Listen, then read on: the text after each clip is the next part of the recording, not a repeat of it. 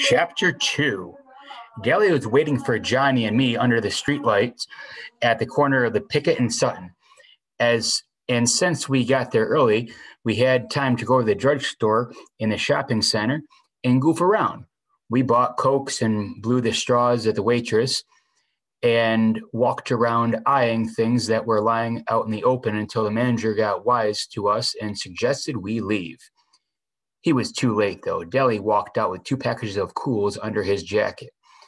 Then we went across the street and down Sutton a little way to the Dingo. There was a lot of drive-ins in town. The Soaks go to the Way Out and to Rusty's, and the Greasers go to the Dingo and to Jay's.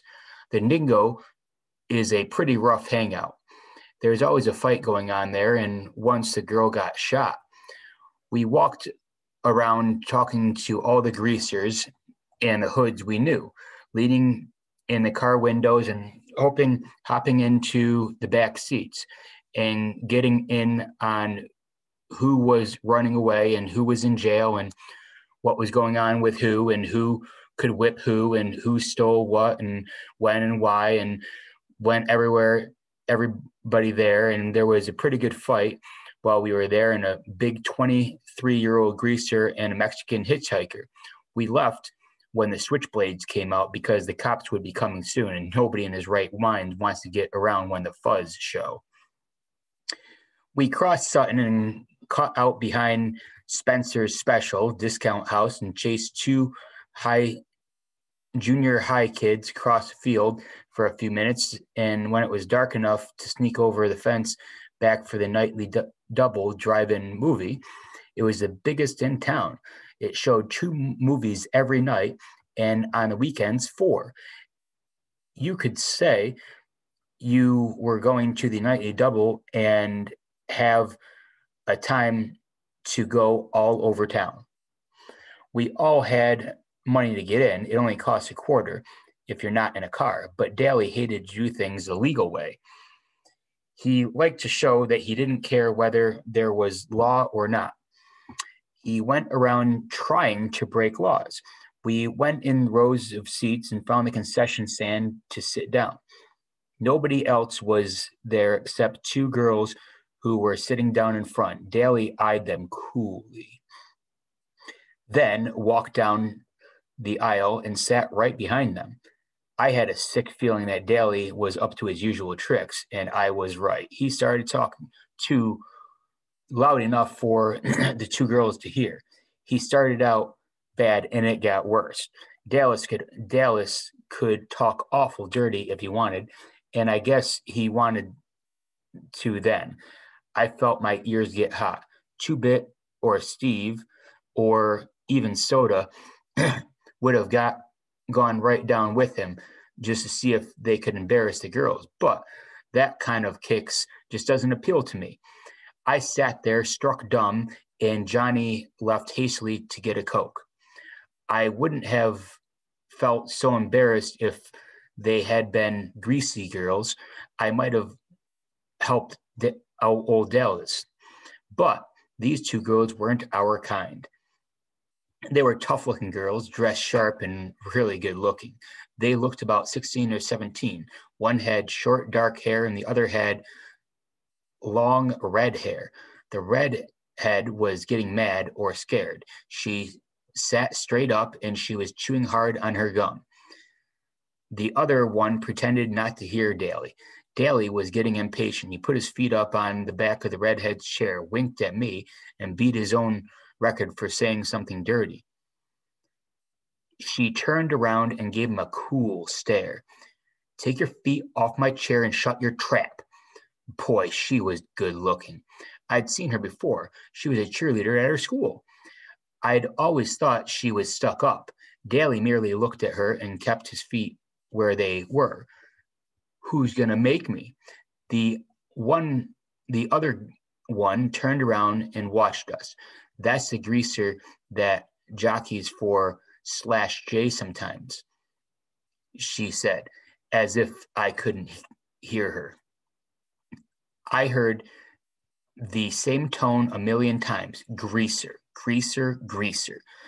Oh, yeah, I heard that tone before too many times.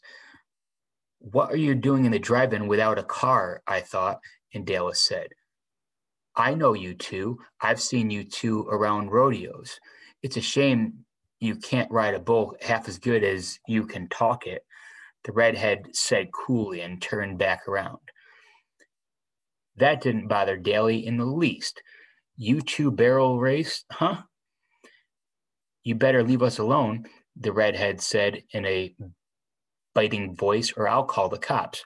Oh my, Daly looked bored. You've got me scared to death. You ought to see my record sometime, baby, he grinned shyly. Guess what I've been in for? Please leave us alone, she said. Why don't you be nice and leave us alone? Daly grinned roguishly. I'm never nice. Want a Coke? She was mad by then. I wouldn't drink it if I was starving in the desert. Get lost, hood. Daly merely shrugged and strolled off. The girl looked at me. I was half scared of her.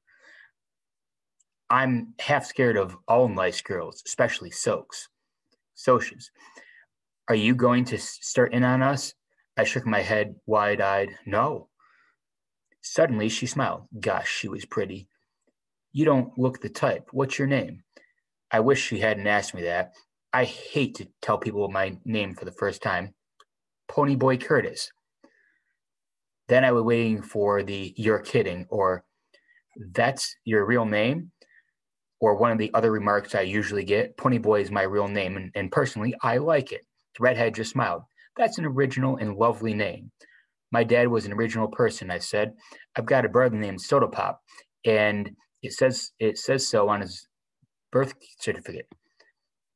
My name's Sherry, but I'm called Cherry because of my hair, Cherry Valance. I know, I said. You're a cheerleader. We go to the same school. You don't look old enough to be going to high school, the dark-haired girl said. I'm not. I got put up a year in grade school. Cherry was looking at me.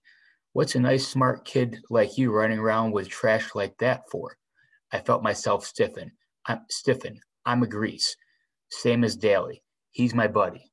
I'm sorry, Ponyboy, she said softly. Then she said briskly, your brother Soda Pop, does he work at the gasoline station? ADX, I think? Yeah. Man, your brother's one Dow. I might have guessed you were brothers. You look alike. I grinned with pride. I don't think I look one bit like Soda, but it's not every day I hear a Soaks telling me that they think my brother's a Dow. Did he used to ride in the rodeos, saddle bronc? Yeah. Dad made him quick after he tore a ligament, though. We still hang around rodeos a lot. I've seen you two barrel race. You're good. Thanks, Cherry said. The other girl, who was named Marcia, said, how come you don't see your brother at school? He's not any older than 16 or 17, is he? I winced inside. I told you I can't stand that Soda dropped out. He's a dropout, I said roughly. Dropout. Made me think of some poor dumb-looking hoodlum wandering the street, breaking out streetlights, and didn't fit my happy-go-lucky brother at all. It didn't fit Daly. It fit Daly perfectly, but you couldn't hardly say about Soda. Johnny came back, then sat down beside me. He looked around for Daly. He managed to say hi. He managed to shy hi to the girls and tried to watch the movie. He was nervous, though. Johnny was always nervous around strangers. Sherry looked at him, sizing him up as she had me. Then she smiled softly, and I knew she had sized him up right. Daly came striding back with an armful of Cokes. He handed one to each of the girls and sat down beside Sherry. This might cool you off. She gave him an incredulous look, and then she threw her Coke in his face. That might cool you off, greaser. After you wash your mouth and learn to talk and act decent, I might cool off too. Daly wiped the Coke off his face and with his sleeve and smiled dangerously. If I had been Sherry, I would have beat it out of there. I knew that smile. Fiery, huh? Well, that's the way I like 'em. He started to put his arm around her, but Johnny reached over and stopped him. Leave her alone, Daly. Huh? Daly was taken off his guard. He stared at Johnny in disbelief. Johnny couldn't say boo to a goose. Johnny gulped and got a little pale, but he said, You heard me. Leave her alone. Dallas scowled for a second. If it had been me, or Chubit, or Steve, or Soda, or Steve, or anyone but Johnny, Daly would have flattened him without a moment's hesitation. You just didn't tell Daly Winston what to do. One time, in a dime store, a guy told them to move over to the candy counter. Daly had turned around and belted him so hard it knocked a tooth loose. A complete stranger, too. But Johnny was the gang's pet, and Daly just couldn't hit him. He was Daly's pet, too. Daly got up and stalked off, his fist jammed in his pockets and frown on his face. He didn't come back. Sherry sighed in relief. Thanks. He had me scared to death. Johnny managed an admiring grin. You sure didn't show it. Nobody talks to Daly like that. She smiled. From what I saw, you do. Johnny's ears got red, and I was still staring at him. I had taken more nerve for him to say what he had said to Daly. Johnny worshipped the ground Daly walked on, and he never heard Johnny talk back to anyone, much less his hero. Marcia grinned at us. She was a little smaller than Sherry.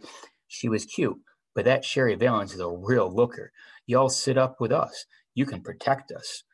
Johnny and I looked at each other. We grinned suddenly, raising an eyebrow so that they disappeared under his bangs. Would we ever have something to tell the boys? His eyes said plainly. We had picked up 2 girls, and classy ones at that. Not all greasy broads for us, but real socias. So would flip when I told them.